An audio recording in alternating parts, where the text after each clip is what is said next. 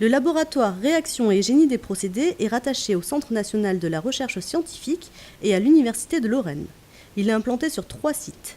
Le site de l'École nationale supérieure des industries chimiques, l'ANSIC, le site de l'École nationale supérieure d'agronomie et des industries agroalimentaires, l'ANSAIA, la plateforme Sciences de la vie et de la santé sur le plateau de Brabois.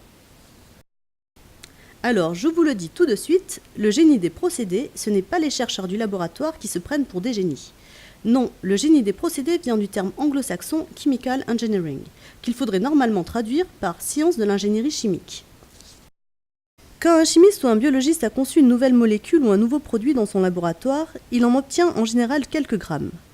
Comment faire pour en fabriquer beaucoup plus ? Il faut donc concevoir un procédé industriel de transformation, et ce n'est pas simplement faire en plus grand ce que le chimiste ou le biologiste a conçu dans son petit laboratoire. Non, ça ne marcherait pas. L'ingénierie ou le génie chimique sont donc les sciences de l'ingénieur qui servent à cette transposition pour concevoir les procédés chimiques de transformation de la matière. Mais on ne fait pas que la conception, il faut aussi les améliorer, les piloter, et pour cela, il faut comprendre toutes les étapes de la transformation, de la molécule au réacteur chimique jusqu'à l'usine complète. Pour cela, il faut avoir de très bonnes connaissances en chimie, en biologie, mais aussi en thermodynamique, en mécanique des fluides, en thermique, en mathématiques. Comme beaucoup d'opérations de transformation se ressemblent, quels que soient les procédés, en chimie, en biologie, en métallurgie, mais aussi dans l'alimentaire ou dans les procédés de dépollution, on utilise maintenant le terme plus général de génie des procédés plutôt que de génie chimique.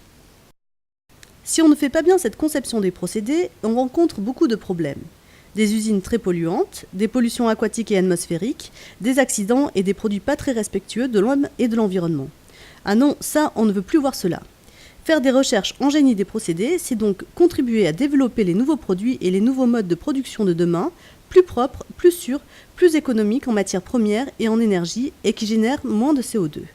Le génie des procédés est très concerné par le développement durable. Les recherches au laboratoire Réaction et Génie des procédés sont organisées en 5 axes de recherche, correspondant chacun à un grand thème. Les procédés pour l'environnement, la sécurité et la valorisation des ressources, l'architecture et l'intensification des procédés, les bioprocédés et les biomolécules, la cinétique et la thermodynamique pour l'énergie et les produits, les procédés pour les produits et les matériaux.